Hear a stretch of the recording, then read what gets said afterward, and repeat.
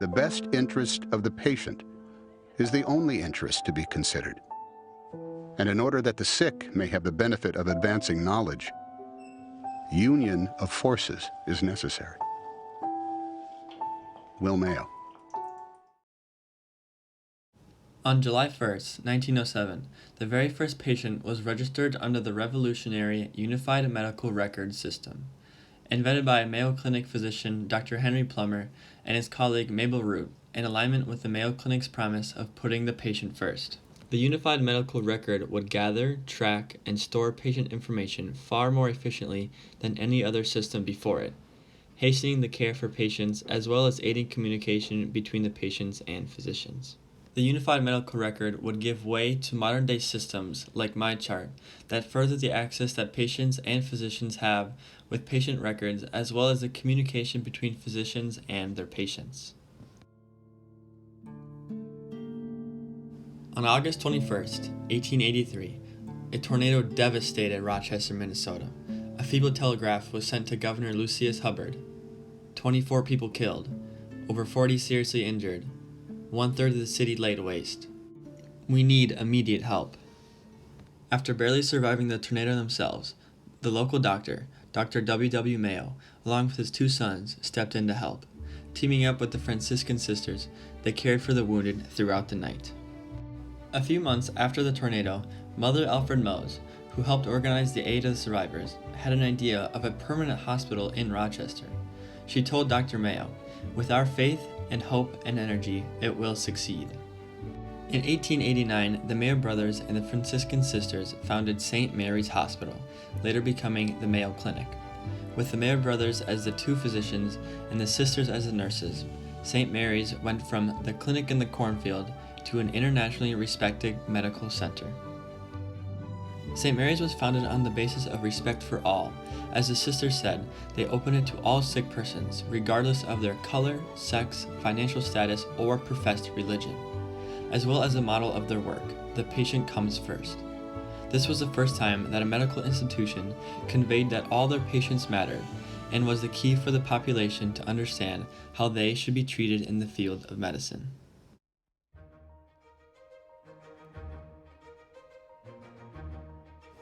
In 1901, Dr. Will Mayo was called to a rural farmhouse with a case of suspected leukemia. Dr. Will asked Dr. Albert Plummer, another local physician, to consult on the case. Due to Dr. Albert Plummer's illness, he sent his oldest son, Dr. Henry Plummer. Hearing this, Dr. Henry Plummer packed a microscope and was on his way. At the site, Dr. Will Mayo extracted blood samples from the patient and a hired hand. This was when Dr. Plummer stepped in with his microscope to show the world-renowned Dr. Will Mayo the difference between the blood of a person with leukemia and one without leukemia. Dr. Will Mayo was so impressed with the knowledge of the recent college graduate that he told his brother, Dr. Charlie Mayo, "We really should hire this young man." Within the next 2 weeks, Dr. Plummer was the head of the laboratories at St. Mary's Hospital.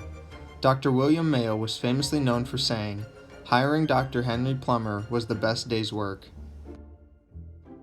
While working at St. Mary's Hospital, Dr. Plummer's work was frequently halted by the sluggish ledger system. The ledger system was the system in place for taking patient information, storing, and sharing it. Using the ledger system, patient information was stored with the individual physician or nurse who had recorded the notes. If another physician needed information about that certain patient, they would have to hunt down the person who wrote it. This system had many flaws, including the limitation of communication among the staff. There would be constant misunderstanding and miscommunication for the staff and patients. This took a huge amount of time and effort that could have been used on the patient themselves, and was found by Dr. Plummer to not be in the best interest of the patient or the hospital.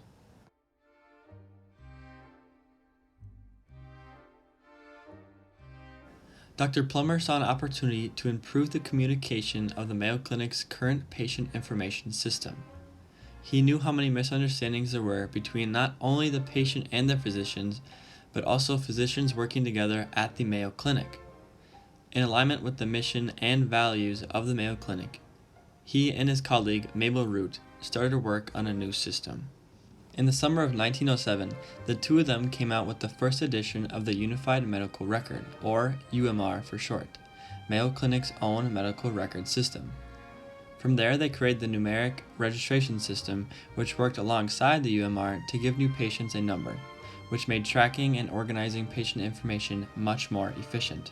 The UMR worked by consolidating a patient's medical information down to one chart by giving each patient at the Mayo Clinic a number, which is where the numeric registration system would come in. Using the new numbering system, getting access to all of a single patient's information was now possible. This helped when diagnosing a patient, and once diagnosed, helped find the right treatment to move forward. After the patient's appointment, their chart would be sent to a storage room where any physician at Mayo, with the right access, could get it, rather than having to hunt it down on their own. The UMR also standardized and organized the way that any physician at Mayo would take down patient information during an appointment. This made searching through the documents and communicating the needed information much more rapid. To make the communication of patients' info even faster, Mayo used pneumatic tubes to transport the charts throughout the clinic. As Dr. Steve Peters, Vice Medical Information Officer at Mayo, puts it, Plumer's invention is an early example of streamlining care with the patient in mind. The first patient under the new system was documented on July 1st of 1907, and to this day, the system has documented over 8 million new patients.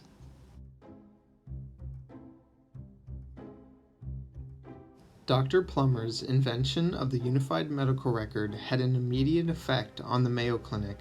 The care for its patients was immensely faster and more reliable, and had fewer mix-ups with the patient information than before.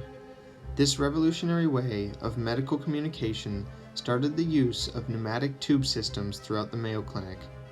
It also inspired the creation of more pneumatic tube systems being built to go further and faster for better care for patients. The whole project was centered around the patient's well-being, and the Mayo Clinic made it very noticeable. As the UMR and other systems continued to be updated and improved upon, so did the reliability of patient care at the Mayo. The Unified Medical Record standardized the methods that physicians and nurses used for taking and sharing medical notes. Physicians and medical staff after the Unified Medical Record wouldn't have to worry about missing information or wasting time searching for records. Even the smallest amount of time saved by these records was a symbol of the Mayo Clinic's devotion to the patient.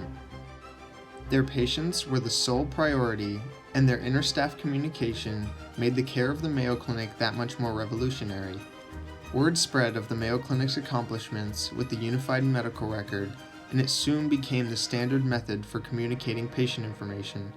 The spread of this new technology was at first slow but gradually gained momentum until it was hard to find a hospital that wasn't using a system like the Unified Medical Record. The growth of more and more patients relying on the Mayo Clinic for healthcare made them develop and adjust their system for even more efficient ways of communication between physicians and the medical staff.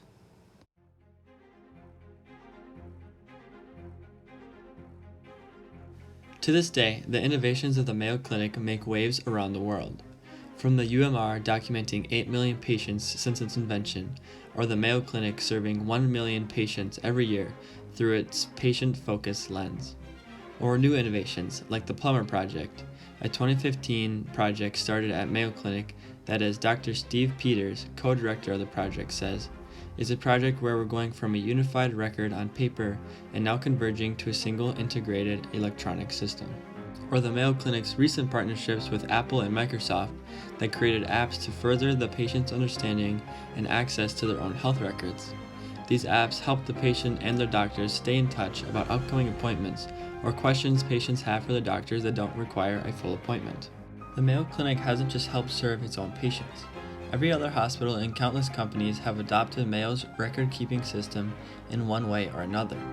Modern-day hospital systems like Epic or Cerner are based on Mayo's UMR.